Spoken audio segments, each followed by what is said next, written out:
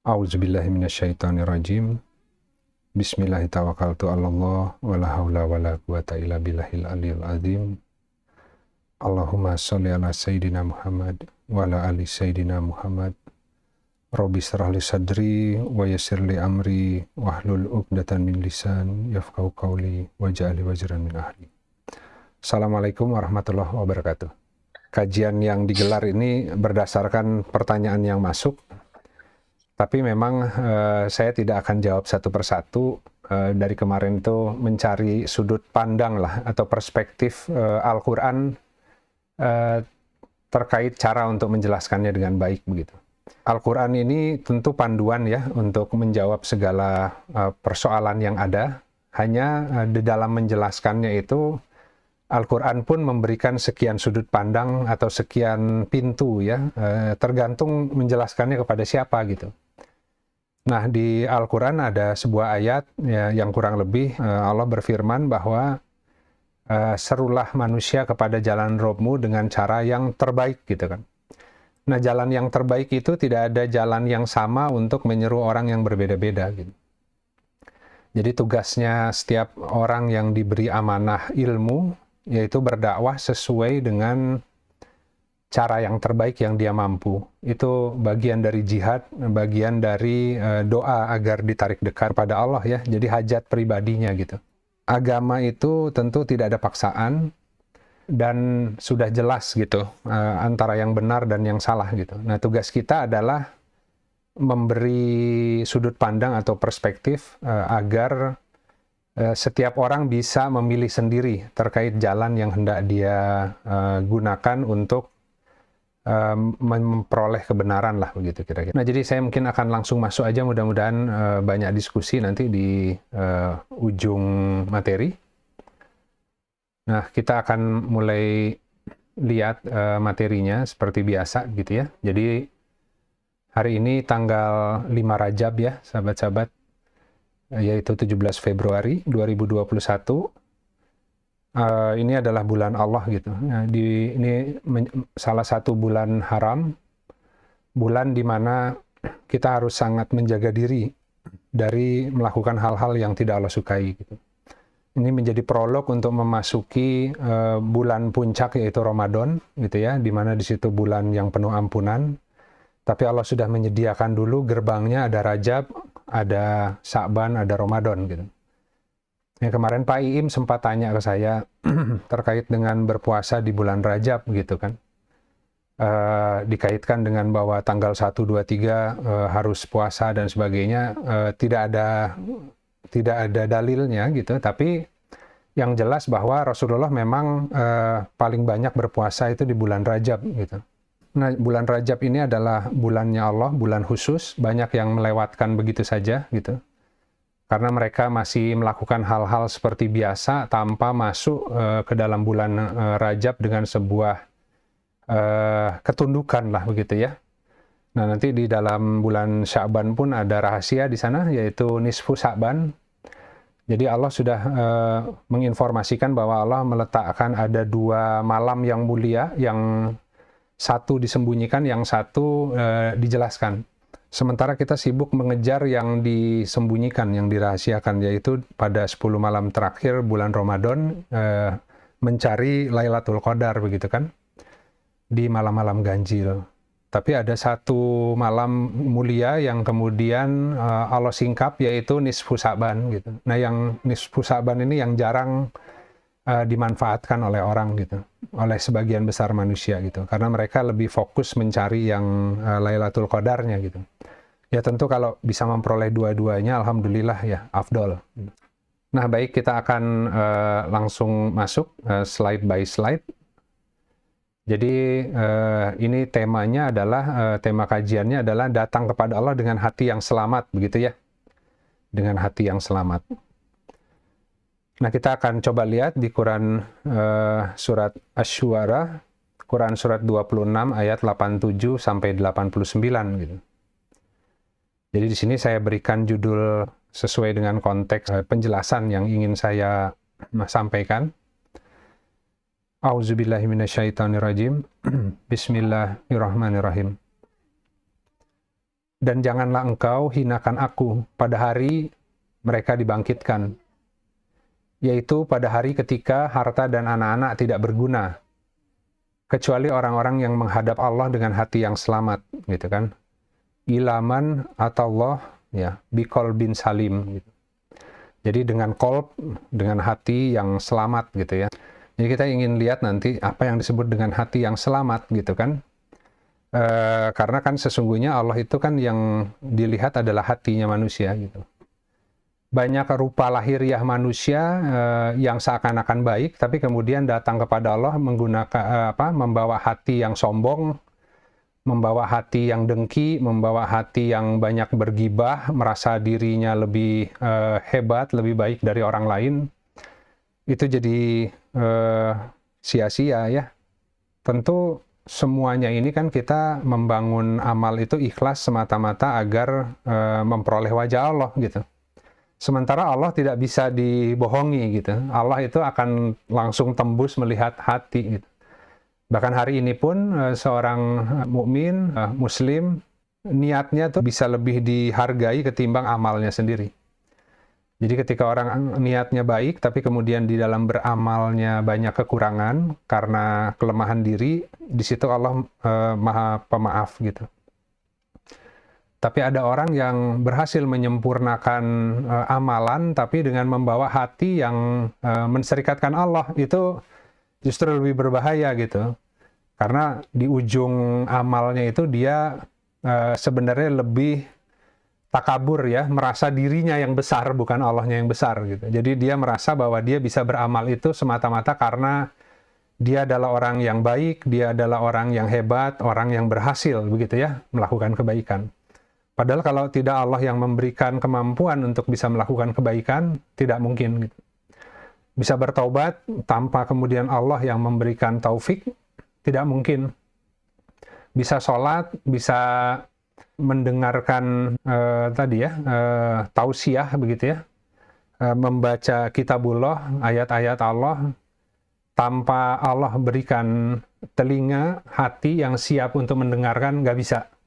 Kalaupun orang kemudian konsisten mempelajari sebuah ilmu sehingga menjadi ahli di bidang itu Allah memberikan keistiqomahan kepada dia. Sehingga ketika dia duduk membaca ilmu tersebut, dia menjadi betah, gitu. Nah, betahnya itu Allah yang kasih, gitu. Kebayang kalau kita berambisi ingin mempelajari ilmu tertentu, tapi kemudian Allah tidak memberikan rasa betah, tersiksa, bosan, orang cenderung untuk patah di tengah jalan dan tidak melanjutkan studinya. Seperti itu kira-kira ya. Nah, jadi Allah tidak melihat rupa lahiriah, tapi melihat hati. Tapi bukti dari transformasi hati harus beramal, gitu. Jadi tipis-tipis lah bedanya, gitu ya. Amalnya bisa sama, tapi jaraknya antara bumi dan langit, gitu. Kalau sholat ya sama aja, gitu kan. Secara lahiriah geraknya tidak ada inovasi, gitu. Tidak ada sholat yang gerakannya berbeda, ya, sehingga dengan gerakan yang lahiriah yang berbeda itu menambah khusyuk, begitu ya, menambah amal, tidak ada. Sama saja kalau gerak lahiriahnya, gitu. Ketika dia bergerak di luar panduan, maka dia mengada-ngada. Tapi ketika hati, pemaknaan, ya, penghadapan yang datang dengan sholat yang standar tadi, itu yang menjadi faktor pelipatnya, kan. Jadi ya sholatnya sama aja. Jadi belum tentu orang yang sholatnya itu lebih lama memperoleh kedekatan atau kenikmatan dalam munajatnya lebih tinggi ketimbang orang yang mungkin sedang saja, tidak terlalu panjang, tapi dengan penuh penghayatan dan keihsanan lah, begitu. Nah, itu sulitnya agama di situ, gitu. Jadi bukan berarti yang lama lebih baik, gitu kan. Tapi juga tidak terburu-buru, gitu. Nah, mencari kecepatan yang pas di dalam membangun ibadah, ya, kedekatan kepada Allah, pengabdian kepada Allah, itu butuh pengenalan diri. Setiap orang harus beribadah kepada Allah sesuai dengan jalan yang Allah mudahkan bagi dia, gitu. Dengan sarana Allah banyak sebenarnya, ya. Kalau mau mendekat ke Allah, sarananya bisa pilih, gitu. Di luar yang wajib tentunya. Kalau yang wajib standar, ya, harus dilaksanakan. Nah, di luar yang wajib, Yang sunnahnya itu banyak. Nah, yang sunnahnya itu silakan dipilih mana yang paling Allah mudahkan. Karena di balik kemudahan Allah itu justru ada rahasia gitu. Karena Allah hendak bersedekah melalui kemudahan itu, sehingga kalau dia menempuh jalan yang dimudahkan, itu lebih cepat sampai ketimbang dia berusaha dengan ambisi ingin masuk ke ilmu, menggunakan semua jalan yang ada, tapi kemudian tengah jalan kecapean gitu. Ya karena akhirnya hawa nafsu yang menggerakkan dia untuk belajar ilmu, wallahu alam di balik ilmu itu jika Allah berikan dia mau pakai untuk apa gitu. Apakah untuk mengabdi pada Allah atau jangan-jangan untuk membangun citra atau kesombongan di hadapan manusia kan. Nah jadi kembali lagi tadi orang yang menghadap Allah dengan hati yang selamat itu nggak mudah gitu. Ya, betapa mudahnya orang itu tertipu oleh dirinya sendiri seakan-akan sudah beramal banyak, tapi kemudian ketika datang membawa hati yang tidak selamat tadi gitu. Nah, itu yang pertama begitu ya. Kemudian kita akan lanjut berikutnya. Ini di Quran surat Toha, Quran surat 20 ayat 50. Dia Musa menjawab begitu ya. Tuhan kami, ini ketika ditanya oleh Firaun ya. Dia Musa menjawab ya. Rob kami ialah yang telah memberikan bentuk atau karakter dasar kepada segala sesuatu, kemudian memberinya petunjuk. Ini kalau disimak kalimatnya ya, nanti kalau sahabat-sahabat mau cari lebih dalam pemaknaannya bisa baca macam-macam ulasan ustadz, ulama dan sebagainya gitu. Tapi di sini holqoh ya, holqohan gitu. Ini segala sesuatu itu Allah yang memberi bentuk sesuai tempat dia diperjalankan. Jadi maknanya itu begini, dalam konteks kita, semua kita itu punya karakter yang berbeda-beda gitu. Ada yang karakternya keras, ada yang karakternya lembut, ada yang karakternya mungkin moderat, begitu ya. Itu semua bukan hadir secara kebetulan gitu. Itu memang sudah desain build oleh Allah gitu. Jadi masa lalu, tempat dia dilahirkan, tempat dia dibesarkan dalam lingkungan tertentu dan pengalaman hidup yang membentuk dirinya, itu kemudian menumbuhkan karakter-karakter dasar sebagaimana yang Allah maksud, yang Allah haruskan ada gitu. Tapi juga di dalam karakter tadi terwarnai oleh hal-hal yang tidak hak gitu. Jadi kalau keras memang dia harus keras gitu, tapi kerasnya itu kemudian terwarnai oleh banyak kekerasan yang tidak hak misalkan. Nah, proses pertaubatan, proses pembersihan diri dari hal-hal yang tidak hak itu menanggalkan bentuk keras yang tidak haknya, tapi bentuk keras yang haknya itu tetap harus ada di dalam diri orang itu. Karena itu akan berguna atau fungsinya adalah untuk tempat beramalnya dia gitu. Ketika setiap orang itu diberikan tugas spesifik ya sesuai kemudahan dirinya, harus ada karakter itu gitu untuk melaksanakan tugas tersebut gitu. Tapi itu bisa dilakukan setelah dia menanggalkan dulu karakter cipratan karakter yang tidak hak atas desain karakter dasar yang harus ada di dalam orang itu. Jadi sederhananya para sahabat Rasulullah itu ada Umar bin Khattab, ya ada Abu Bakar Siddiq, Umar bin Khattab, kemudian Utsman bin Affan, Sayyidina Ali, itu nggak ada yang sama karakternya gitu. Termasuk kalau baca buku 60 sahabat Rasulullah itu nggak ada yang sama satupun, gitu ya. Masing-masing punya karakter khusus. Tapi semuanya orang-orang yang benar gitu. Semua orang yang beriman, orang yang bertakwa, orang yang benar gitu. Tapi karakternya itu kemudian menjadi sebuah kekuatan untuk menjalankan tugas tertentu, mengisi saf barisan muslim.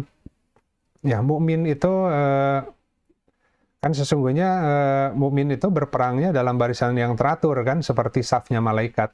Masing-masing punya kedudukan tertentu. Nah, untuk memperoleh kedudukan itu ada kualifikasi khusus, ada persyaratan khusus yang itu sudah Allah persiapkan di dalam diri setiap orang gitu. yaitu karakter dasar tadi. Nah, tapi karena bentukan karakter dasar yang ditempa oleh takdir, ya, banyak melekat juga hal-hal yang tidak baik, maka kemudian kalimatnya itu, ya, di sini, jadi Tuhan kami ialah Tuhan yang telah memberikan bentuk, ya, atau karakter dasar kepada segala sesuatu, mekanismenya tadi, ya, kemudian memberinya petunjuk. Nah, jadi kalau orang diberi karakter dasar keras, tapi kemudian tidak Allah bimbing melalui petunjuk, kemudian memasuki jalan taubat, hijrah, jihad, dan lain sebagainya, itu tidak akan mungkin selamat, gitu. Jadi kerasnya seseorang ketika diberi petunjuk, dia akan mengisi barisan memperkuat Islam sesuai karakter dasarnya, gitu. Ya kira-kira gitu ya, nanti kalau ada yang kurang jelas ditanyakan lagi. Jadi semua itu diberi bentuk sesuai orbitnya, gitu. Batu harus keras, gitu, karena batu itu menjadi saksi atas sebuah kualitas tertentu, lagi bercerita tentang Allah dari sebuah kualitas tertentu, gitu. Demikian juga gunung, demikian pula air, begitu ya. Nah, manusia apalagi, gitu. Nah, kemudian di dalam hadis, ya, hadis riwayat Ahmad, sesungguhnya aku diutus untuk menyempurnakan akhlak yang baik, gitu ya. Jadi ini Rasulullah Shallallahu Alaihi Wasallam dan Nabi Ibrahim Alaihissalam adalah suri tauladan, ya, sama, yang satu Khalilullah, yang satu Habibullah, gitu kan, ya. Nah, kita mencontoh, gitu. Mereka patron, cetakan dasar yang kemudian manusia berusaha untuk mencontohnya, gitu.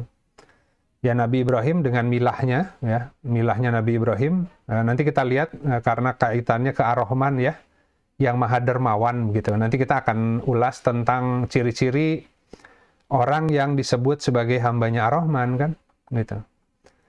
Nah, jadi tadi ketika setiap orang atas izin Allah kemudian diberi bentukan karakter dasar, dia membutuhkan petunjuk agar kemudian akhlak-akhlak yang tidak haknya bisa copot, gitu. Sehingga yang tersisa adalah sesuai dengan cetakan yang hak bagi dirinya. Nah, itu caranya adalah dengan mengikuti Rasulullah Shallallahu Alaihi Wasallam, gitu kan. Tentu dengan risalahnya, ya. Dan nabi-nabi sebelumnya yang sebenarnya membawa pesan yang sama melalui risalah yang berbeda-beda, gitu. Itu pun Allah kirimkan nabi yang berbeda-beda karena dalam sejarahnya manusia selalu mengkorupsi, gitu ya, merubah-rubah kitab, kan. Ya, yang awalnya benar, tapi kemudian karena kerakusan manusia dan ingin kedudukan dirubah-rubah, gitu, kitab itu. Ada yang menjual kitab itu ayat-ayat dengan harga yang sedikit, ya, demi kepentingan motif pribadi. Ada yang kemudian berlebih-lebihan di dalam menafsirkannya, di dalam memahaminya, sehingga menambah-nambah bentukan ibadah yang akhirnya melebihi batas, gitu. Jadi agama Islam dikatakan agama yang terbaik karena wasaton, tengah-tengah, gitu, sesuai resep, gitu, sesuai dengan syibgah Allah. Syibgah Allah itu celupan. Kalau warna itu kita mau mewarnai baju, kan pakai campuran warna cat kain, ya. Nah, kita masukkan ke ember, mau warnanya apa, misalkan mau biru toska, gitu kan. Itu ada proporsi campuran yang khusus, yang harus presisi, ketika dicelup keluarnya ya sesuai dengan warna yang diharapkan, gitu.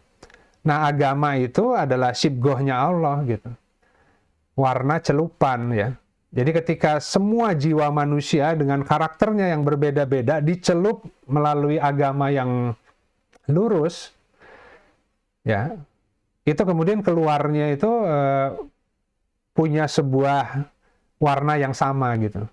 Meskipun karakter berbeda-beda, tapi warna keimanan, warna ketakwaan, ketawaduan itu akan sama di mana-mana. Jadi kita kalau melihat orang itu cukup dengan melihat, ngobrol sebentar, kita bisa tahu sebenarnya ya orang berilmu yang kurang nih berimannya ya. Kenapa? Karena kok sombong misalkan, kok menghakimi orang gitu. Ada orang yang kayaknya biasa aja gitu, secara keilmuan tuh nggak banyak bisa mengulas, tapi dalam sikap, cara dia berinteraksi, kita jadi sungkan. Karena kita melihat warna ketakwaan di dalam diri dia gitu. Nah itu manusia kan seringkali terhijab oleh yang lahiriah gitu. Tapi kadang nggak bisa merasakan yang esensi dari seseorang gitu.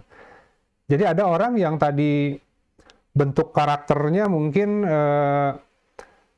tidak sesuai ya dengan apa namanya, tidak cocok dengan kita, tapi ternyata ketika kita makin mengenal, warna kebenarannya kuat gitu. Jadi kita belajar mencintai dia dikarenakan kebenaran yang dia bawa. Kalau karakter apa namanya yang ada di dia itu sesuai dengan tugasnya ya. Masing-masing kan punya kedudukan yang berbeda di sisi Allah gitu. Kita hargai perbedaan itu selama semuanya betul ikhlas kepada Allah gitu kan. Nanti kayak lebah itu, ketemu, semua akan ketemu, masing-masing berkarya sesuai dengan bidangnya, nanti akan ketemu di satu titik gitu kan ya. Karena semuanya itu bergerak berdasarkan petunjuk dari sumber cahaya yang sama gitu. Wah ini sangat menarik sebenarnya ulasan di area ini gitu. Nah kita akan lanjut dulu ya sahabat-sahabat. Jadi tadi kita mengikuti Rasulullah, baik secara perbuatan, perkataannya kita taati ya, agar kemudian bisa akhlak ini disempurnakan ya. Kalau dalam konteks kita akhlaknya disempurnakan karena ya tadi udah banyak yang lengket ketika mengikuti cetakan Rasulullah, akan lepas yang tidak haknya gitu. Nah, yang sisa adalah karakter haknya dia gitu, sebagaimana yang sudah Allah desain dari langitnya lah, kira-kira seperti itu. Nah, kemudian di dalam hadis ya, hadis riwayat Ibnu Hibban. Jadi ini saya nggak langsung menjawab pertanyaan satu-satu, tapi mudah-mudahan kawan-kawan bisa ambil perspektif ya maksudnya gitu. Nanti kita lihat pertanyaan di akhir sesi, tapi mudah-mudahan bisa menjawab sendiri gitu. Nah, jadi ini hadis riwayat Ibnu Hibban gitu. Dari Abu Hurairah radhiyallahu anhu, Rasulullah Shallallahu alaihi wasallam bersabda gitu kan. Sesungguhnya Allah membenci setiap orang yang sombong. Ini ada 6 sifat yang dibenci Allah. Sesungguhnya Allah membenci setiap orang yang sombong, yang rakus, yang banyak bicara, yang menjadi bangkai di malam hari, menjadi keledai di siang hari, kemudian banyak mengetahui terhadap urusan dunia tetapi bodoh terhadap urusan akhirat. Ya, ini sifat yang Allah benci ya. Ini mukjizatnya Rasulullah ya. Menyampaikan hikmah yang dalam gitu, pengetahuan yang luas dalam kalimat yang pendek gitu kan, luar biasa kan ya. Kita bisa langsung pinpoint itu tuh hal-hal yang harus kita hindari gitu. Jadi Allah tidak menyukai orang-orang yang sombong gitu kan ya. Jadi tentu orang-orang yang sombong, kibir gitu ya, itu yang merasa dirinya besar gitu. Merasa dirinya lebih mengerti dari orang lain, lebih tahu dari orang lain, lebih soleh dari orang lain, lebih mulia lah intinya dari orang lain gitu. Itu mah nggak usah panjang-panjang, di Al-Quran udah jelas kisahnya Azazil kan ya, bagaimana kemudian Azazil menjadi iblis gitu. Ya karena merasa dirinya lebih baik dari Adam, karena Azazil diciptakan dari api, bangsa jin gitu. Sementara Adam alaihissalam diciptakan dari tanah gitu. Tapi ya tentu ada rahasia Allah di dalam setiap penciptaan. Ketika Allah kemudian memerintahkan sebuah aturan, itu ada rahasia di dalamnya gitu. Nah, jadi yang pertama sombong adalah ketika kita merasa diri itu besar gitu ya. Itu berlaku untuk membawakan ilmunya sombong begitu gitu. Belajar kemudian merasa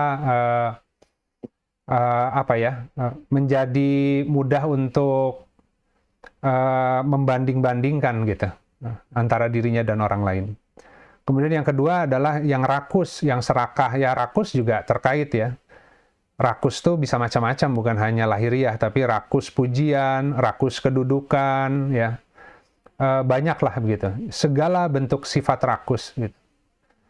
Bahkan kalau makan rakus ya termasuk gitu ya, karena kan itu rakus jadi pintu masuknya setan gitu. Makanya aliran darah gitu kan, kalau misalkan dari perut itu tempat pintu masuk setan gitu, dari makanan gitu. Itu lebih karena sifat kerakusan, keserakahan yang kemudian mudah mereka mainkan. Jadi ketergesa-gesaan dalam ingin menjalankan sebuah urusan, angan-angan panjang, kerakusan, ketamakan, itu menjadi berhala zaman ini. Setan gampang lah mainnya kalau lewat area itu gitu ya. Jadi nggak apa-apa ibadahnya banyak, ya sholatnya banyak, tapi serakah terhadap kedudukan, terhadap kemuliaan tetap juga besar gitu. Nah itu ada something wrong gitu dengan ibadahnya, karena ibadah itu membuat orang menjadi lebih merasa kecil gitu ya, akan semakin tunduk, semakin takut gitu, akan semakin fakir dan merasa cukup qanaah dengan apa-apa yang ada gitu. Kemudian banyak bicara, ya tentu banyak bicaranya ini di dalam konteks hadis ini dikaitkan kepada, karena tadi punya motif kepentingan pribadi, maka bicara ini menjadi sebuah sarana untuk mempengaruhi orang lain gitu ya. Jadi banyak bicara itu banyak ngegombal lah istilahnya kita ya, tapi mungkin menggombalnya dengan macam-macam ilmu gitu. Itu juga harus hati-hati ketika orang kemudian pamer ilmu dan banyak bicara terkait keilmuannya. Sebenarnya untuk apa gitu? Karena kan ilmu itu disampaikan bukan untuk memamerkan kemampuan kita gitu. Tapi ilmu dikeluarkan sebagai bagian dari sedekah ketika ada orang yang membutuhkan dan kita memiliki pengetahuan itu, maka kita wajib untuk mensedekahkannya dalam rangka mensyukuri apa-apa yang Allah berikan kepada kita kan. Hukumnya sama aja dengan diberi harta, tenaga, ilmu sama aja gitu. Jadi nothing special lah gitu ya. Karena memang Allah yang kasih kelebihannya ilmu, ya sudah sewajarnya dia bersyukur dengan berbagi ilmu gitu kan ya. Kalau dikasih harta juga, ilmu juga, tenaga juga, ya dengan semuanya. Dengan harta juga, dengan ilmu juga, dengan tenaga juga. Jadi nggak usah hitung-hitungan gitu. Pokoknya semua kelebihan yang Allah berikan, maka itu yang dijadikan sarana untuk mendekat kepada Allah. Gitu. Kemudian tadi berikutnya menjadi bangkai di malam hari, ya tentu ya kita tahu ya bahwa ciri orang bertobat adalah melipat kasur gitu ya. Jadi malam hari itu apalagi sepertiga malam terakhir itu waktu-waktu khusus di mana Allah itu turun ke langit dunia gitu kan ya. Kemudian ketika kita membaca Al-Qur'an, beribadah di waktu-waktu itu, kalimat-kalimat yang berat itu jadi mudah masuknya gitu. Karena kalimat yang kita baca ini bukan kalimat yang ringan sebenarnya gitu. Nah, malam hari itu si hati itu diberi perkuatan sehingga kalimat yang berat itu bisa masuk dengan ringan gitu. Ya tentu dia udah sholat malam, dia zikir pada Allah gitu ya, dia baca Al-Quran gitu kan ya. Itu di malam hari, khususnya menjelang fajar, itu adalah waktu-waktu yang utama gitu. Jadi bisa jadi kita seharian membaca sekian jam, tidak lebih banyak ilmu yang masuk ketimbang kita mendekat ke Allah, belajar, buka Al-Quran ketika di penghujung sepertiga malam terakhir. Ya, kita bacanya ringan, tapi ilmu yang masuknya banyak gitu. Bisa seperti itu gitu. Ya, kemudian menjadi keledai di siang hari. Keledai di siang hari ini bisa macam-macam perumpamaannya. Sejelek-jelek, seburuk-buruk suara adalah suara keledai, itu satu ya di Al-Quran. Kemudian ada juga seperti orang-orang ya dahulu ya, yang membawa kitab-kitab yang tebal gitu kan ya. Mereka membawa kitab tapi mereka sendiri tidak tidak melaksanakan gitu. Allah tidak menyukai orang yang mengatakan sesuatu yang dia sendiri nggak mengerjakan gitu. Ya, jadi senangnya itu nasihatin orang aja gitu. Tapi apa yang dia sampaikan itu tidak bermanfaat bagi dirinya gitu. Ya artinya di situ jadi ada motif, itu sebenarnya itu ilmu itu buat pamer juga gitu. Karena ilmu itu sebenarnya buat diri sendiri dulu gitu. Nah, ketika kita memperoleh manfaat dari ilmu yang kita pelajari, nah di situ ada berkahnya buat orang lain gitu. Ketika kita membagikannya gitu. Tapi harus dari diri sendiri dulu gitu. Jadi tujuan ilmu itu bukan untuk ke orang lain. Tujuan ilmu itu untuk menata diri supaya lurus gitu. Itu yang paling utama gitu. Jadi keledai itu yaitu tadi memikul kitabnya banyak tapi nggak ada manfaat buat dirinya gitu. Dan suaranya lantang karena banyak baca gitu. Jadi baca semua kitab baca, jadi ikut dalam semua perdebatan gitu. Tapi perdebatan yang kemudian pun tidak memberi manfaat banyak bagi orang lain selain perpecahan lah gitu ya. Nah, kemudian yang terakhir ya banyak mengetahui terhadap urusan dunia tapi bodoh terhadap urusan akhirat gitu. Jadi ya kita terjebak lah ya, terjebak dengan semua urusan dunia hari ini kan. Ya itu yang sering kita diskusikan kan.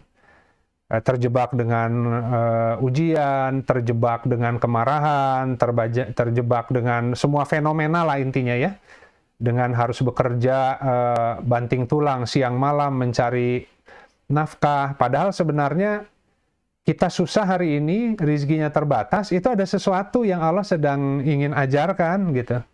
Ada tutupan yang harus dibuka. Kalau tutupannya dibuka, ya rizki sih akan ngalir saja gitu. Jadi urusan itu terkait dengan urusan akhirat ya. Jadi ketika seseorang dibuka saluran dunianya, tapi kemudian menjauh dari Allah, itu akhiratnya jadi lepas, jadi orang yang merugi gitu.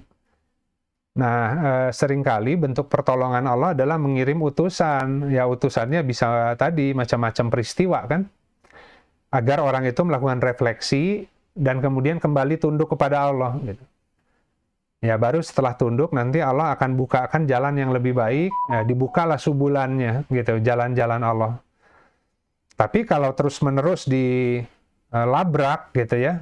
Ya akhirnya Allah buka juga, ya udah silakan, ya terserah maunya gimana gitu. Mau dilanjut dan nanti akan dikembalikan ke tempat yang seburuk-buruknya, yaitu kerugian yang terbesar gitu. Nah, jadi ini adalah 6 sifat yang dibenci oleh Allah. Ini kita ingin lihat ciri-ciri dari hamba Ar-Rahman ya, tadi sebagaimana yang disebutkan di Quran surat Al-Furqan ayat 63 gitu. Ya, hamba-hamba Ar-Rahman ya, Tuhan yang Maha pemberi lah begitu ya. Adalah orang-orang yang berjalan di atas muka bumi dengan rendah hati atau tawadu. Dan apabila orang-orang jahil menyapa mereka, mereka mengucapkan kata-kata yang baik gitu. Sebenarnya bukan kata-kata yang baik, kata-kata yang mengandung keselamatan gitu. Qalu salama gitu. Bahasa teks Arabnya ya. Jadi ketika mereka berjalan di muka bumi, ini hamba Ar-Rahman ya. Hamba Ar-Rahman itu kan ini ya dalam Al-Fatihah juga Ar-Rahman Ar-Rahim gitu. Di Al-Quran juga serulah tadi ya dengan menggunakan Allah atau Ar-Rahman gitu kan. Karena sesungguhnya milik Allah lah asma-asma yang baik itu gitu ya. Tapi ada 2 asma yaitu Allah dan Ar-Rahman yang digunakan. Itu dominan seperti mewakili gitu. Ar-Rahman Allah dan Ar-Rahman itu seperti melingkup semua asma yang lain gitu. Nah, kenapa kemudian dikatakan kita harus mengikuti Rasulullah Shallallahu Alaihi Wasallam dan juga Nabi Ibrahim Alaihissalam? Karena mereka sangat penyayang ya, sangat dermawan gitu, sangat dermawan. Mereka orang yang mengorbankan dirinya, memberikan semua untuk umat gitu, untuk orang lain gitu. Nah makanya dalam sebuah hadis bahwa tidak ada satu sifat yang lebih cepat menghantarkanmu kepada Allah kecuali kedermawanan gitu. Jadi sifat dermawan lawannya kikir kan, bakhil gitu. Bakhil itu sebuah sifat yang kalau dipegang itu akan menghantarkan ke neraka. Kalau dermawan itu akan menghantarkan ke sorga gitu. Jadi semua basisnya sedekah itu tuh semua kedermawanan gitu. Mencintai orang lain sebagaimana mencintai diri sendiri, itu kedermawanan. Ya, al-afu, Allah yang maha pemaaf ya. Bagaimana kita juga bisa lapang hatinya, dermawan, sehingga ketika ada orang yang menyakiti dan salah kepada kita, kita bisa memberi maaf, itu juga dermawan. Jadi dermawan itu bukan hanya memberi yang lahiriah, tapi segala hal ya. Makanya perkataan yang pemberian maaf dan perkataan yang baik ya, itu lebih Allah sukai ketimbang sedekah yang diiringi dengan perkataan yang menyakitkan gitu. Jadi pemberian maaf itu kedermawanan. Ya, pemberian maaf itu bisa menggugurkan hak gitu. Jadi jelas bahwa orang itu salah gitu kepada kita, tapi kemudian dia minta maaf, kita memaafkan. Itu namanya menggugurkan hak gitu. Gitu. Jadi setiap hak yang kita gugurkan untuk memperoleh wajah Allah, itu Allah akan reward dengan sesuatu yang agung, sebenarnya begitu. Nah, jadi dalam konteks ini, hamba Ar-Rahman ya adalah orang yang berjalan di muka bumi dengan rendah hati, dan jika tadi diajak debat, diajak bicara oleh orang-orang yang jahil, ya, yang keluar ya kata-kata keselamatan. Itu sulitnya kalau di kita tidak bisa misalkan merespon orang lain sebagaimana dia bertindak kepada kita. Ya, ketika ada orang yang bertindak kepada kita sebagai muslim ya, dengan cara yang tidak baik, kita nggak bisa membalas dengan cara yang sama gitu ya. Kita tidak boleh ditarik ke level permainan mereka yang rendah gitu. Kita disuruh berdiri ya, berlapang-lapang, kembali takwa pada Allah, dan kemudian kembali kepada mereka dengan perkataan yang lebih baik gitu. Sampai akhirnya orang-orang itu barangkali ada yang tertransformasi karena melihat sikap kita yang baik itu gitu. Jadi kalau misalkan kita kepancing, kita lawan ya karena emosi, judulnya sih mau ngebela Islam, tapi ketika membela Islam kita tidak bisa menafikan kadang-kadang keluar si hawa kita gitu. Jadi katanya judulnya membela Islam, tapi membela Islamnya dengan telanjang gitu. Kan telanjang itu buka baju, kemudian membalas atas nama Islam, tapi kemudian yang dia sampaikan itu yaitu tadi tidak atas dasar takwa gitu. Nah, yang terjadi adalah alih-alih membela, dia malah menjadi contoh, oh orang Islam ternyata bisa gitu juga ya gitu. Ya, jadi membawa fitnah kepada agama gitu. Ya, jadi kita banyak lihatlah di ruang publik ya hari ini bagaimana orang kemudian bercampur, berinteraksi dalam dialog, dalam perdebatan. Tetap aja yang dilihat adalah kedewasaan gitu.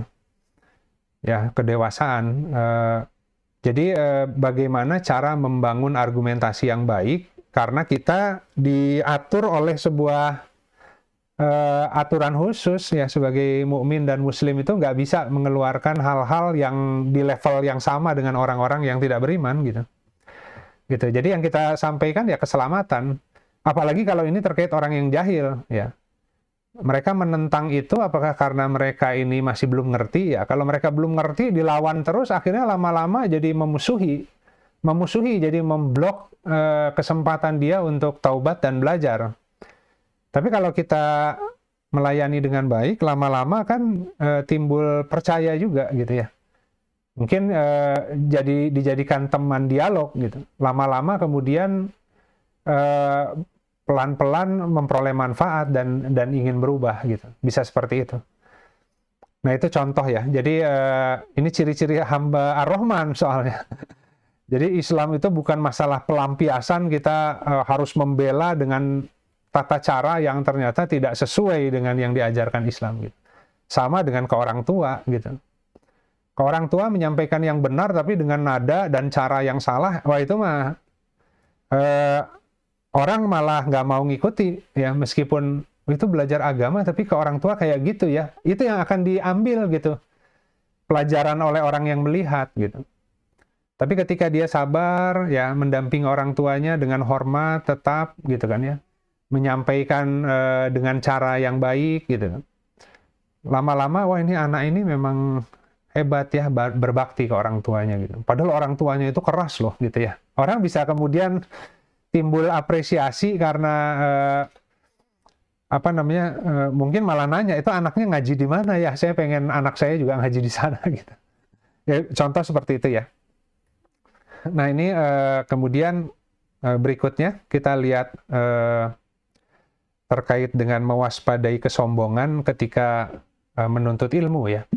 Jadi yang pertama kita lihat hadis riwayat Muslim dari Abdullah bin Mas'ud, Rasulullah Shallallahu Alaihi Wasallam bersabda, kesombongan adalah menolak kebenaran dan merendahkan manusia. Al-kibru ya, batorul haq gitu, wagomtu nas gitu ya. Kesombongan menolak kebenaran dan merendahkan manusia. Ya udah clear ya harusnya ya. Jadi menolak kebenaran ya karena dia ya gimana ya, susah dikasih tahu karena sudah tertutup oleh ilusi bahwa dia pandai sih ya. Jadi ketika diberikan sebuah kebenaran ya, atau disempurnakan ilmunya, sulit gitu. Ada kesombongan di sana gitu. Ya, ignorance lah disebutnya ya, ignorance ya, sulitlah orang seperti itu gitu. Dia sendiri tidak tahu kalau dia tidak tahu gitu. Nah, kalau kita orang mukmin pasti harus pandai ya. Kenapa? Karena sukarela menerima kritik. Ya. Kita baca Al-Quran, aduh kemarin saya salah, gitu kita perbaiki. Ya, kita lagi rame sama orang, wah terjebak dengan perdebatan yang sengit. Setelahnya kita baca Al-Quran, astagfirullah, saya juga banyak salahnya di saya kayaknya gitu ya. Nah dia betul-betul siap untuk menerima kritik dan mengkoreksi diri gitu. Nah itu pasti egonya itu bisa ditekan gitu. Tapi kalau orang yang egonya itu masih merajalela ya susah gitu ya. Nah tadi kemudian merendahkan manusia ya terkait dengan ego tadi. Ya karena tergantung siapa yang bicara ke dia gitu. Kalau yang bicara itu orang yang dia hormati, dia dengar. Kalau orang yang dia anggap levelnya di bawah, dia nggak mau dengar gitu kan. Padahal kadang Allah ngasih pelajaran itu bisa dari mana aja ya. Bisa dari orang yang jauh di bawah dia ya. Bisa dari musuhnya gitu kan, bayangin ya. Allah tuh bisa ngasih pelajaran ke seseorang itu dari semua arah gitu. Asal orangnya terbuka gitu. Nah, makanya misalkan contoh 3 hal yang kemudian menghantarkan mendekat ke Allah gitu ya. Agar lebih cepat gitu. Yang pertama adalah duduk di hadapan seorang guru, kemudian guru tersebut membacakan keburukan si muridnya. Dan si muridnya itu merubah dirinya ya, bertahap sesuai dengan apa yang dibacakan oleh gurunya. Ya nurut, karena gurunya yang nyampein. Ya, kalau ternyata tidak seperti itu, maka seminimalnya dia punya teman untuk berjalan kan. Jadi 2 orang teman yang satu perjalanan yang senantiasa saling mengkritik dan diskusi. Kira-kira kasih feedback dong, saya itu sekarang gimana gitu kan. Kamu kan orang yang kenal saya. Ya, tolong sampaikan kalau ada hal-hal yang tidak baik di diri saya. Dan dia kecenderungannya bisa mendengar karena itu sahabat, orang yang dia percaya. Ya, sehingga relatif mudah untuk menerima masukan. Atau kalau nggak punya sahabat perjalanan, ya dari orang yang dengki. Ya. Karena orang yang dengki kepada kita, ya orang yang sebel, yang marah, yang dendam, yang dengki, ya itu dikasih kaca pembesar. Jadi kita bisa di zoom sama dia gitu kan. Salah dikit aja di satu-satu dibuka itu. Malah digede-gedein kan.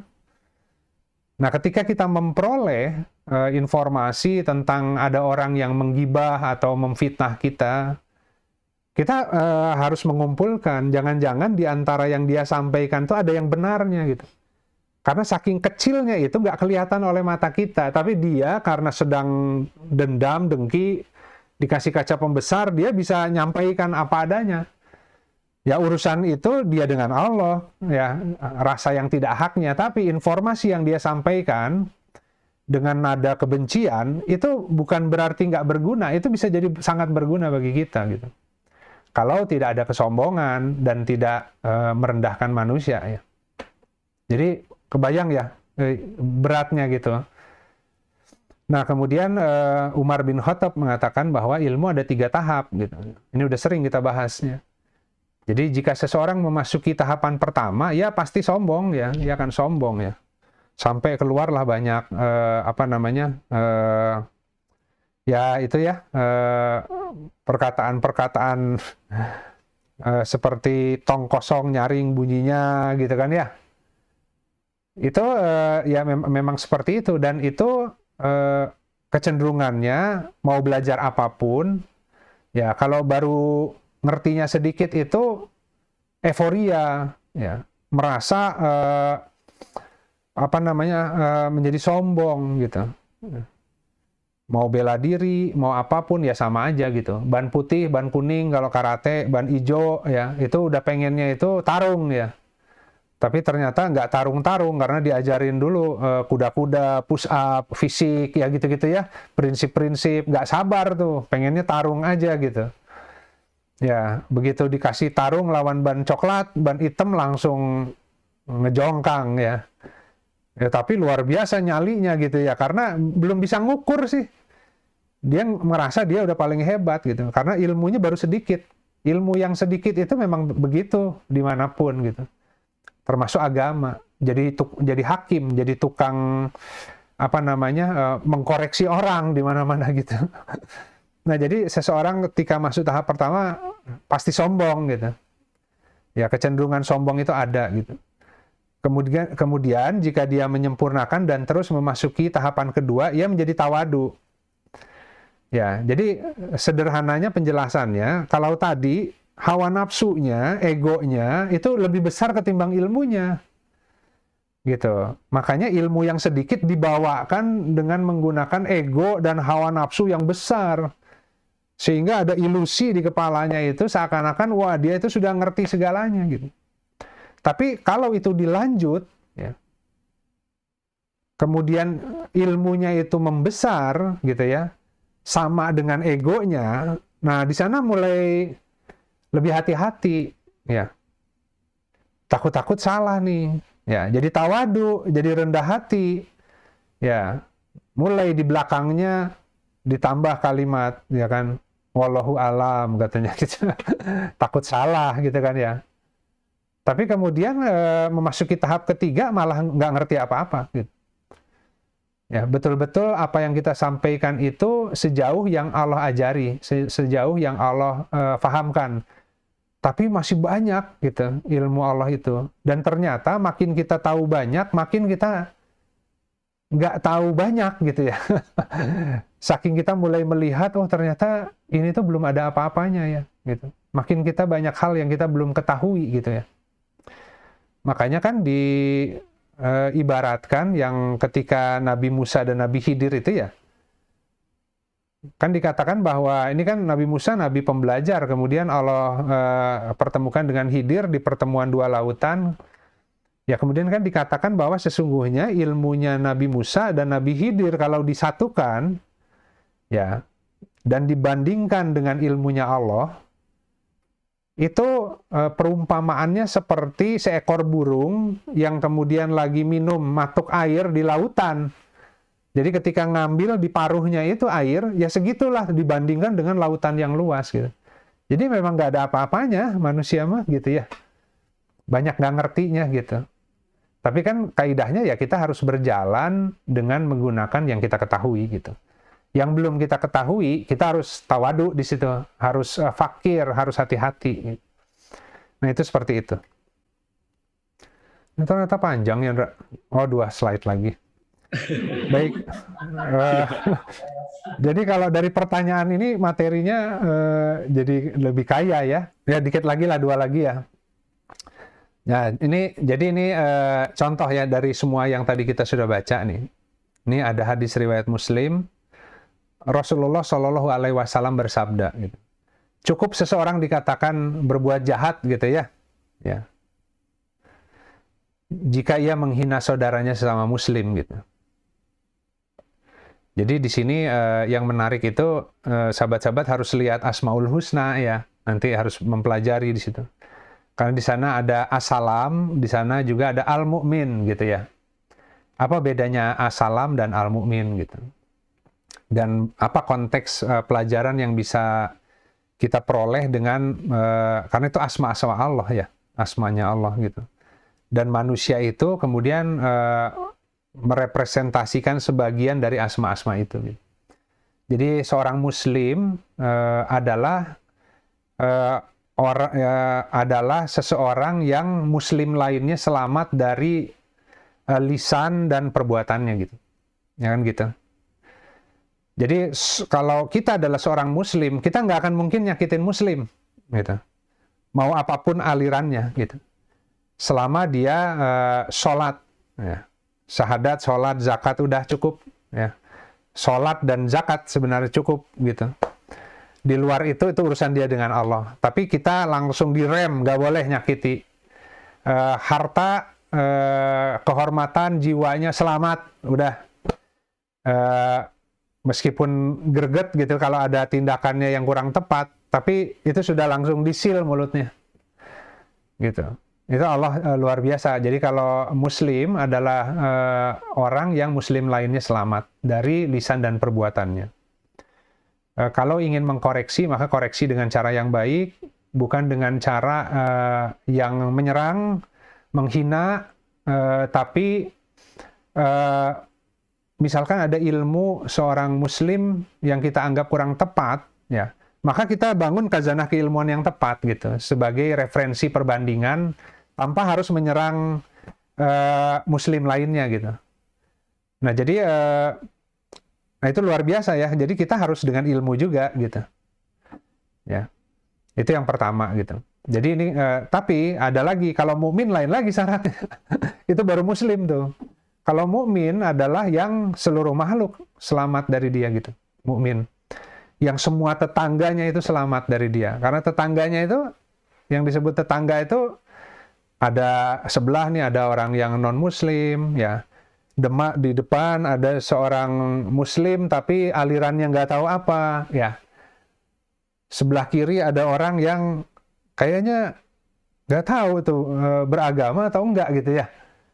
Ya, tapi karena tetangga ya sudah silaturahmi tetangga, diskusi ya, sharing perspektif, sudut pandang. Nah, kita di situ dakwah dengan cara yang terbaik sesuai dengan umat yang Allah amanahi gitu. Ya mudah-mudahan melalui lisan kita pelan-pelan mereka jadi penasaran, ingin buka-buka Al-Quran lah, misalkan contoh gitu ya. Itu aja kok tanggung jawab kita gitu. Itu tanggung jawab kita. Masalah dia mau tetap ateis, dia mau tetap dalam keyakinan, itu bukan urusan kita gitu.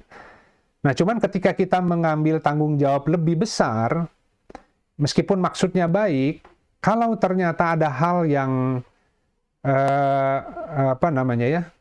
kurang tepat, itu jadi resikonya bahaya ke kita gitu. Jadi untuk cari amannya ya sesuai dengan kaidah Al-Quran ya. Tugas kita hanya menyeru dengan cara yang terbaik ya, menyampaikan sesuai bahasa kaum gitu. Dan la ikraha fiddin, tidak ada paksaan ya. Kalau dalam bab-bab fikih itu banyaklah perbedaan pendapat ya, ikhtilaf ya, ijma. Kalau sekarang itu orang memaksakan harus ijma gitu. Kalau dulu ikhtilaf itu bagian gitu. Jadi ada yang ijma, ada yang ikhtilaf, ada yang sepakat, ada yang tidak, dan tidak dipaksakan gitu. Makanya perbedaan adalah rahmat. Selama tidak bermusuhan. Ya, selama membangun kultur yang sehat, semua bisa terus bermusyawarah dalam forum-forum, sehingga lama-lama mencapai keilmuan yang lebih komprehensif ya, dengan cara yang baik gitu. Ya ada yang kemudian tetap dengan pendapatnya ya silakan, tapi ada yang kemudian menjadi lebih lengkap skema pemahamannya. Nah, hal-hal begitu tuh ya luar biasa, memang Islam tuh begitu ya, ketat gitu. Nah, terakhir di Quran surat At-Taubah, Quran surat 9 ayat 113 sampai 114. Ini saya ingin menjelaskan sedikit terkait dengan kisahnya Nabi Ibrahim ketika berdoa untuk ayahnya gitu ya. Nah, di sini ada kalimat kunci gitu. Dan saya ambil subjudulnya adalah Al-Quran sebagai hudan, furqon, dan bayan. Kan di ayat yang lain Allah berfirman bahwa sesungguhnya Al-Quran itu adalah hudan, furqon, dan bayan. Ya, dia sebagai petunjuk, dia sebagai pembeda antara yang hak dan yang batil, dan dia sebagai penjelas, ya, yang kemudian menjelaskan terkait petunjuk-petunjuk yang diturunkan dan perbedaan-perbedaan itu. Jadi kalau bayan itu lebih spesifik. Kalau bayan itu sudah harus bisa menjelaskan dengan presisi, dengan baik. Misalkan sebuah benda ini ada hak, ada batilnya, tercampur nih. Ya, ketika dia tercampur, dia harus mengatakan ini 70% benar, 30% salah. Yang 30% salah adalah ini. Kenapa itu salah? Karena begini. Wah, dia harus bisa jelasin tuh kalau bayan. Gitu. Nah, jadi ketika kita misalkan tadi punya banyak interaksi ya, khususnya misalkan kita di Indonesia, banyak orang yang berbeda-beda, Islamnya juga tadi ya punya apa namanya ininya sendiri lah ya, mazhabnya masing-masing, kemudian masing-masing punya pemahamannya yang mungkin ada hal-hal yang berbeda ya. Apakah itu sesuatu yang furu, yang cabang, ataukah itu pokok? Nah, itu juga kita butuh ilmu yang dalam sebenarnya untuk melihat perbedaan itu. Nah, kemudian di ayat ini ya, kaidahnya begini, tidak pantas bagi nabi dan orang-orang yang beriman memohonkan ampunan kepada Allah bagi orang-orang yang musyrik. Ya. Sekalipun orang-orang itu adalah kaum kerabatnya. Tapi yang menarik adalah kalimat yang di-highlight ya. Setelah jelas bagi mereka bahwa mereka itu ya adalah penghuni neraka jahanam. Setelah jelas ya. Ya. Itu kalimat Arabnya ba'di ma tabayana lahum anahum ashabul jahim gitu ya. Tabayana ma tabayana gitu ya. Harus jelas sekali gitu. Artinya apa? Kita harus sudah paham Al-Quran secara keseluruhan untuk bisa melihat kedudukan dari semua perbedaan. Kalau kita kemudian menyimpulkan, sementara kita sendiri masih berproses di dalam memahami Al-Quran secara utuh, khawatir-khawatir ada yang salah gitu. Ternyata dari sekian banyak yang salah dalam diri seseorang, ternyata ada banyak yang benar juga. Ada yang memperoleh manfaat juga, gitu kan ya. Dan ternyata Allah meridhoi hal itu gitu. Nah, tapi kita memandang dari sebuah sudut keilmuan tertentu yang kemudian kita merasa nggak mungkin itu masalah gitu. Nah, sebenarnya kita harus hati-hati karena dampaknya akan ke kita gitu. Ya sebenarnya kan agama Allah mah nggak perlu dibela ya, nggak perlu dibela. Kisahnya Abrahah ya. Apa namanya, pasukan gajah itu. Ya sudah, kalau mau nyerang Baitullah ya kita nyelamatin ternak kita aja. Ya Allah kan turun tangan sendiri nanti gitu. Yang diutus burung ababil gitu. Nah, jadi kalau terkait agama Allah itu Allah yang akan melindungi gitu. Nah, tugas kita adalah justru bagaimana si orang yang tadi punya hal yang mungkin kurang tepat itu bisa silaturahmi dan membangun perspektif yang kalau memang dia salah dan kita benar, pelan-pelan melalui silaturahmi itu bisa menjadi manfaat gitu bagi orang itu gitu ya, untuk mengenal Islam dengan lebih tepat lah begitu. Kalau kitanya juga tepat gitu. Nah, jadi di sini kita nggak bisa mengatakan bahwa kita sangat tidak boleh, wah dia mah ahli neraka, dia ahli neraka. Siapa bilang gitu? Ya, kita nggak pernah tahu. Bahkan saya pernah baca, saya lupa di mana. Janganlah engkau mengatakan bahkan kepada seorang Yahudi pun bahwa dia adalah kafir gitu. Ya, saya nggak tahu ya konteksnya kemana, tapi dikatakan begini, karena bisa jadi di akhir hidupnya Allah itu akan memberikan taubat kepada dia. Gitu. Nah itu yang orang kadang-kadang nggak tahu gitu. Jadi bisa saja orang itu memang orang yang banyak melakukan kejahatan, banyak melakukan pelencengan dalam agama, ternyata H-1 atau H-2 sebelum meninggal, ternyata dia ada proses dialog yang dia bangun dengan Allah. Kemudian dia istighfar, ya Allah, ini kayaknya tanda-tanda sakratul maut ya, mohon ampun. Ternyata Allah terima ampunannya. Gitu. Waktu dia meninggal, kita hanya melihat jejak gitu. Kemudian kita mengatakan, wah itu orang yang meninggal itu kayaknya orang yang sesat gitu. Nah, khawatir H-1 kan bisa jadi orang itu Allah rubah kemudian bertaubat gitu. Nah, makanya kenapa kita harus lebih hati-hati di sisi itu gitu. Karena pasti banyak ya kisah-kisah seperti itu gitu. Pasti banyak kisah-kisah seperti itu. Nah, di sini kita lanjut sedikit. Jadi harus setelah jelas bagi mereka ya, mata bayana tadi bahwa itu adalah penghuni neraka jahanam gitu.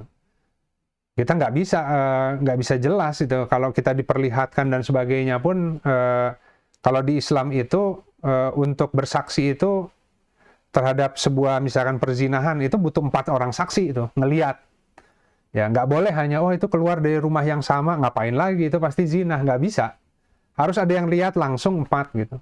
Kalau enggak maka ya itu tadi belum jatuh hukum syariat itu. Ya, karena mungkin di situ ada jalan taubat, orang ada menyesali perbuatan, Allah tuh ngasih itu gitu. Jadi maksudnya kalau perzinahan dilakukan, disaksikan langsung 4 orang, artinya yang sudah terang-terangan dan memang luar biasa itu gitu. Si kelakuannya yang memang sudah tanpa malu, kemudian mengadakan mungkin tadi ya, acara-acara yang memang perzinahan yang ya entah klub lah, entah apa gitu ya, yang disaksikan oleh banyak orang gitu. Itu harus hati-hati membacanya ke sana. Nah, kemudian di sini adapun permohonan ampunan Ibrahim untuk bapaknya tidak lain hanyalah karena satu janji yang telah diikrarkannya kepada bapaknya. Nah, ini kalimat yang luar biasa ya menurut saya. Maka ketika jelas bagi Ibrahim bahwa bapaknya adalah musuh Allah ya. Ini sama ya. Bayan juga setelah jelas ya bahwa itu adalah musuh Allah, maka Ibrahim berlepas diri darinya gitu. Sungguh Ibrahim adalah seorang yang sangat lembut, hatinya lagi penyantun kan?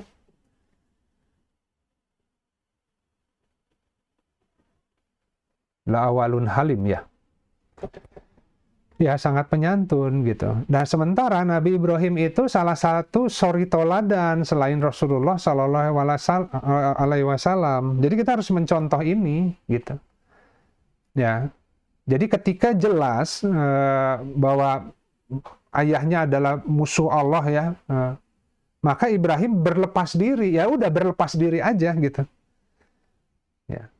Jadi kalau memang seperti itu ya berlepas diri saja. Dan kita nggak boleh kemudian menyerang dengan menggunakan cara yang salah. Karena Islam punya aturan tadi gitu. Maka kalau ingin mengkoreksi ada sesuatu yang salah di luar, maka bangun diri, bangun ketakwaan, bangun karya, produk, kemudian siarkan menjadi sebuah khazanah keilmuan untuk menetralkan pengetahuan yang banyak yang salah yang beredar di luar.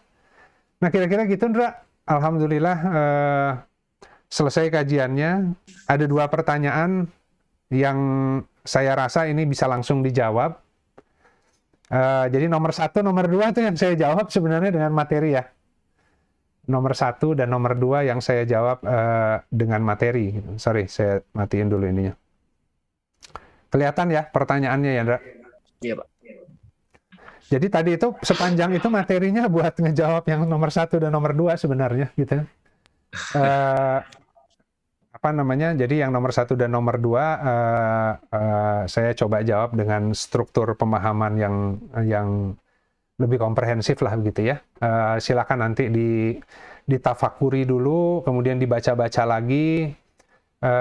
Kalau ada yang nggak pas, masih bingung, nanti kita bisa langsung bangun diskusi. Nah, adapun yang nomor 3, terkait dengan kriteria memilih sekolah anak, ya, antara sekolah publik atau privat, ya. Jadi ini dalam kasus kalau misalkan kita berdomisili di luar negeri, gitu ya. Kita berdomisili di luar negeri,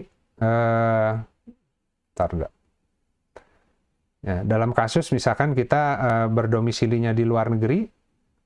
Nah, di sana itu pilihannya tidak ada sekolah Islam gitu kan ya. Yang ada hanya sekolah umum yang tidak mengajarkan agama sama sekali, ataupun sekolah misalkan kalau di negara yang mayoritasnya non-muslim ya ada sekolah Katolik gitu ya. Yang mana saja ya, jadi kita timbangan akliyahnya lebih ke dalam mata pelajaran aja. Jadi kira-kira di antara sekolah diukur mana yang paling mudah dari rumah, mana yang paling secara akliyah dilihat itu kulturnya baik gitu ya, orang-orangnya, guru-gurunya, tanpa harus mempertimbangkan sisi itunya gitu. Karena pendidikan agama itu di rumah nanti ya, bukan di sekolah gitu. Sekolah itu hal lain nanti yang dikembangkannya gitu. Mungkin lebih ke daya analitis lah begitu ya. Tapi kalau yang orang tua itu agama itu ya dari orang tua nanti mengajarkannya lebih banyak.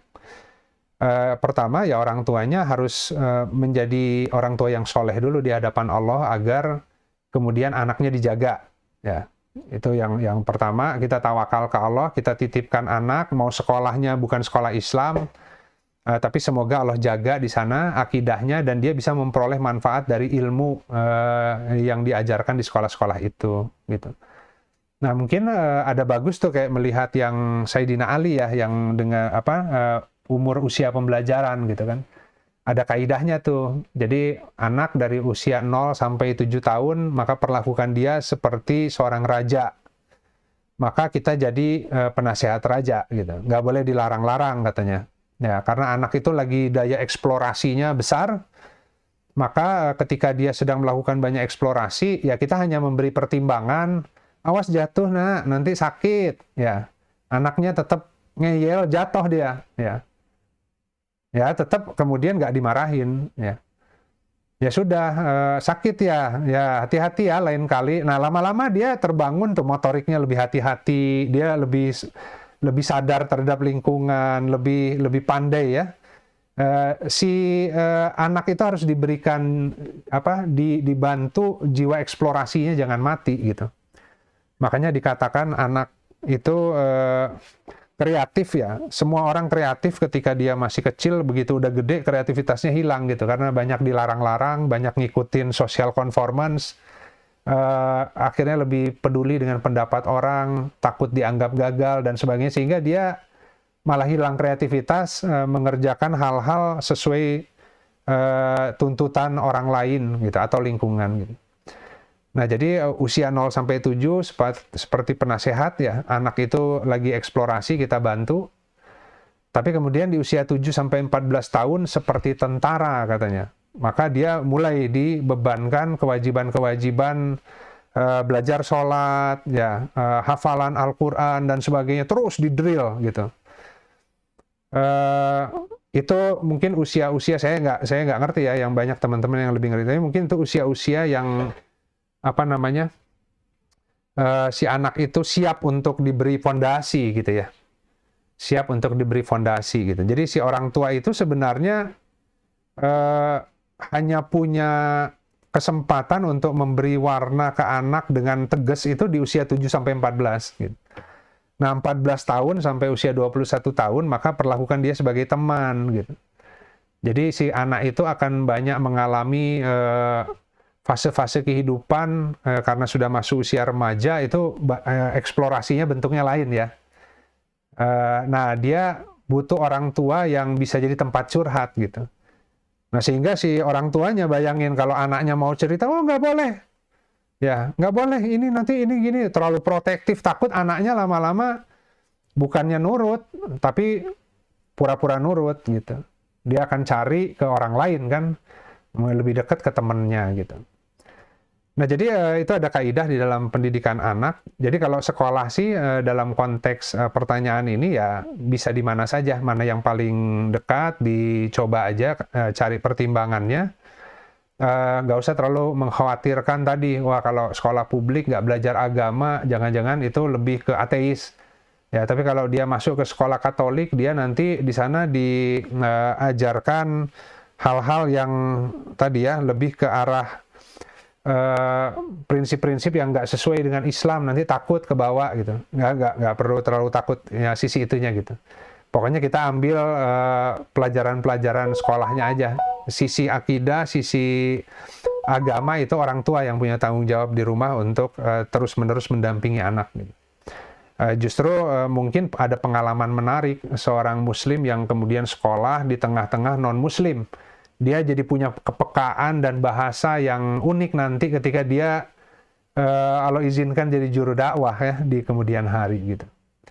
Nah, kemudian yang berikutnya prinsip berinfak, ya berinfak prinsipnya adalah apapun yang dilebihkan. Kalau ada kelebihan, kitanya nggak pakai, maka itu boleh diberikan kepada orang lain gitu. Jadi infak itu ada urutannya. Ya, setelah zakat dibayar, kemudian infak kepada diri sendiri dan keluarga, kemudian kepada karib kerabat, ya, kepada yatim, kepada orang miskin, itu ada urutannya. Jadi tinggal dilihat. Tapi prinsipnya infak adalah membelanjakan harta untuk mengharap wajah Allah gitu. Jadi mau diberikan ke siapa yang butuh, selama dia mengharap wajah Allah, itu dihitung sebagai sedekah gitu. Itu aja, Ndra. Alhamdulillah. Assalamualaikum warahmatullahi wabarakatuh. Sudah ada pertanyaan yang masuk, Pak. Pertanyaannya semi personal. Ya. Dia ingin ikut mencari metode juga gitu.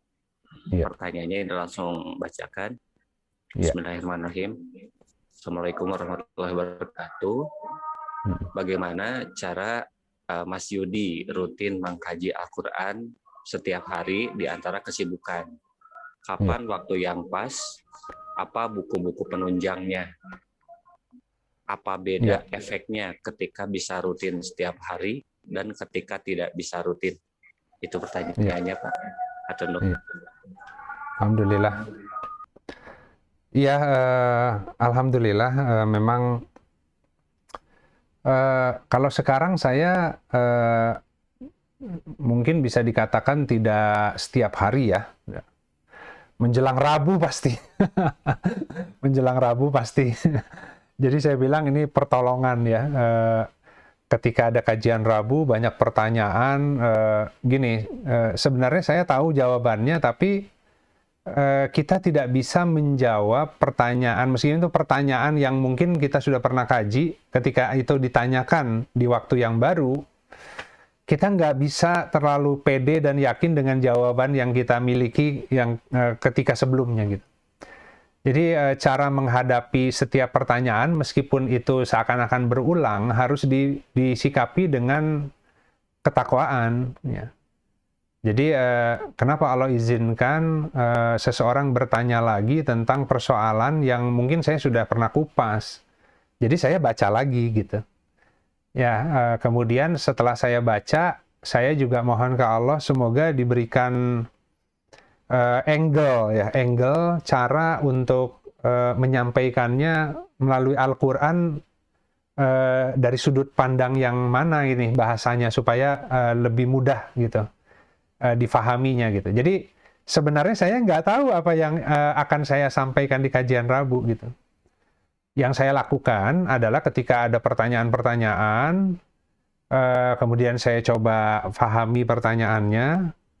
Sebagian ada yang pernah saya alami, sebagian ada yang belum saya alami. Kemudian saya coba buka Al-Quran terkait dengan panduan sesuai dengan tadi ya, tema-tema yang dibutuhkan. Nah, kemudian dari Al-Quran biasanya nah itu udah autopilot aja tuh. Begitu masuk ke satu ayat, saya ingat ayat yang lain, saya buka ayatnya, saya cari hadisnya, mulai terangkai pengetahuannya. Nah, akhirnya saya susun, waktu saya menjelaskan, itu hal yang lain. Ya, tapi yang pasti saya terus mohon ke Allah semoga upaya saya di dalam memahami pertanyaan, mengambil panduan dari Al-Quran, kemudian membahasakannya, semuanya Allah bimbing gitu. Nah, jadi saya seringkali ketika mendengarkan, misalkan gini, tentu kalau hasil rekaman kajian saya, kalau udah selesai posting ke YouTube, saya nggak dengerin ya, Ndra ya. Saya nggak dengerin gitu kan. Tapi saya mendengarkan ketika ngedit kan. Jadi ketika saya ngedit kajian ini mau dijadikan bahan untuk YouTube, itu kan saya putar ulang ya. Putar ulang dengan double speed lah gitu ya. Jadi supaya lebih cepat, kemudian mana yang harus dirapi-rapiin filenya. Tapi itu otomatis saya mendengarkan gitu. Nah ketika saya mendengarkan, banyak hal yang itu tuh pelajaran buat saya sendiri, nasihatnya gitu.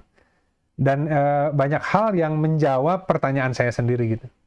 Jadi Allah bisa memberikan manfaat buat diri sendiri dengan bersedekah gitu. Jadi sebenarnya manfaat terbesarnya adalah banyak pengetahuan yang diungkap dengan bahasa kalimat yang kemudian itu bermanfaat buat saya sendiri gitu. Kan kita nggak bisa mikir ya kalau ngomong coba. Saya mau ngomong apa ini kan ngomong aja nih. Kan saya nggak mikir dulu nih. Ya saya mau ngomong ke Indra ngapain ya? Abis setelah ngomong ke Indra begini, saya mau ngomong apa lagi ya? Enggak kan? Ini kan dengan sendirinya lidah itu ya. Jadi kadang-kadang memang bahasa itu misterius ya. Ketika kita berbicara, kita ada panduan yang ingin disampaikan apa, tapi kemudian cara Allah membantu mengeluarkan khazanah pemahaman itu menjadi sebuah misteri sendiri gitu. Yang saya yakin tuh saya nggak punya kemampuan itu kecuali memang Allah yang menuntun gitu. Nah, jadi kalau tadi pertanyaannya, kalau Al-Quran itu dulu saya hampir setiap hari baca karena dimanapun saya nunggu itu kan bawa HP ya. Jadi kalau keluar saya nggak jarang bawa Al-Quran gitu, tapi di HP ada Al-Quran, ada hadis, ada macam-macam ya. Buku-buku saya download gitu ya, buku-buku yang penting lah. Kalau bacaan sih sebenarnya di luar Al-Quran itu belakangan gitu. Kalau dulu tuh saya pokoknya fanatik Quran aja. Saya bahkan waktu awal-awal nggak mau baca hadis, pokoknya saya baca Al-Quran aja gitu. Semua itu saya cari di Al-Quran gitu. Baru setelah baca Al-Quran saya mulai masuk ke hadis-hadis gitu. Nah, referensi ulama itu belakangan setelah khatam baca Al-Qur'annya, kemudian akses hadis-hadis, baru nanti pandangan ulama gitu. Nah, karena saya tetap selalu mohon ke Allah agar membimbing ya. Jadi, dan saya yakin bahwa Al-Quran tidak ada yang kurang, bahwa semua hal sudah ada di sana. Hanya bahasanya ada yang jelas, ada yang samar gitu. Tapi kalau kita detil, tidak ada satupun prinsip yang terlepas dari Al-Quran gitu. Dan kadang-kadang kalau sudah turun ke bahasa fikih itu jadi rumit gitu. Tapi kalau bahasa Al-Quran itu karena panduan si sumbernya itu, ketika saya ambil, saya membahasakannya lagi itu bisa ringan gitu. Tapi kalau misalkan saya belajar fikih yang terlalu dalam, ketika jawab pertanyaan, nanti waktu saya jawab pertanyaan itu jadi kajian fikih gitu. Dan pasti teman-teman nggak bisa dengerin kajian Rabu sambil nyuci lah istilahnya. Jadi kalau dari beberapa yang disampaikan teman-teman, saya tanya, katanya enak dengerin kajian Rabu Kang, katanya. Kenapa? Saya bilang, karena bisa sambil nyupir, bisa sambil nyuci, katanya. Ya alhamdulillah kajiannya bisa buat sambilan ya.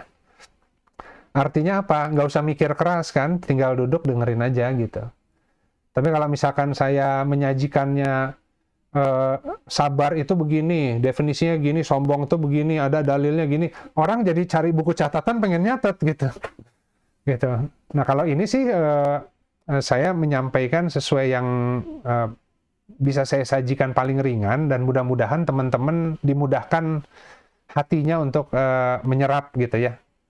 Ya itu mungkin Dra, jadi dulu setiap hari lewat apapun ya gadget yang ada, Tapi belakangan ini karena banyak yang konsultasi ya, jadi alhamdulillah saya nggak pernah lepas dari Al-Quran karena hari ini diberi amanah dengan ilmu yang ada, Allah kirimkan banyak yang mungkin bertanya juga gitu, sehingga saya yang terus-menerus harus belajar dan menjadi lebih sempurna mungkin ya pemahamannya karena banyak melihat contoh kasus gitu. Baik, alhamdulillah sahabat-sahabat, terima kasih atas kehadirannya hari ini. Jadi sebagaimana judulnya, mendekat kepada Allah dengan hati yang selamat ya. Jadi tadi sedikit banyak kita berusaha untuk menjelaskan terkait maksud dari hati yang selamat gitu. Jadi sahabat-sahabat, hari ini yakinlah kita semua punya penyakit hati kan? Semuanya sudah sholat, sudah ngaji, ya, mulai baca Al-Quran, tapi di hatinya masih banyak gerendel gitu. Tapi datang ke Allah dengan hati yang selamat itu artinya gini, seminimalnya kita tidak menghakimi orang lain gitu.